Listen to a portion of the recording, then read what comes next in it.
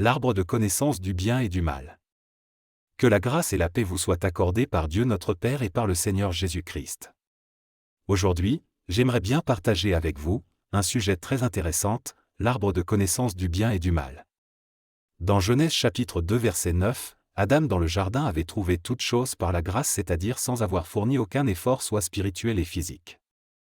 Mais quand Dieu lui avait donné l'ordre dans Genèse chapitre 2 versets 16 à 17, c'est alors que pour la première fois qu'Adam a écouté le mot mort. Écoutez la phrase, verset 16, « Tu pourras manger de tous les arbres du jardin », verset 17, « Mais tu ne mangeras pas de l'arbre de la connaissance du bien et du mal, car le jour où tu en mangeras, tu mourras. » La loi. Maintenant Dieu donne à l'homme la loi, alors qu'auparavant, l'homme vivait la grâce.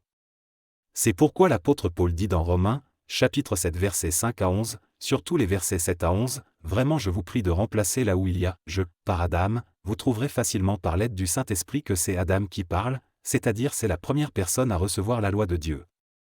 Pour mieux vous faire comprendre, voyez qu'Adam et Ève, auparavant lorsqu'ils n'avaient pas encore mangé l'arbre de connaissance du bien et du mal, ils étaient tous les deux nus, mais ils ne savaient pas qu'ils étaient nus, c'est-à-dire ce qui leur a donné la connaissance, c'est l'arbre, donc cet arbre ici c'est la loi, Romains chapitre 7 versets 7 à 9, Romains, chapitre 4 verset 15.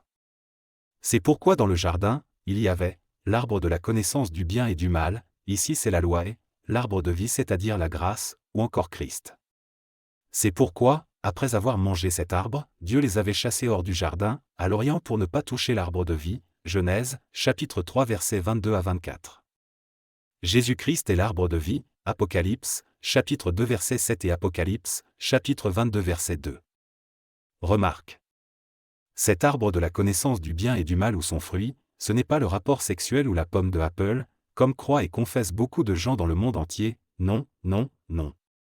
Lisons une fois encore dans Genèse, chapitre 1 verset 28, Dieu les bénit et dit, « Soyez féconds, or pour que les hommes se multiplient, c'est par le rapport sexuel entre l'homme et la femme, donc cette écriture anéantit déjà l'idée de ce fruit comme étant le rapport sexuel. » Notez bien, il faut comprendre les choses de Dieu par la révélation et par le Saint-Esprit, car Dieu a un langage spirituel. Lisons, 1 Corinthiens, chapitre 2 versets 4 à 13, Romains, chapitre 7 verset 9.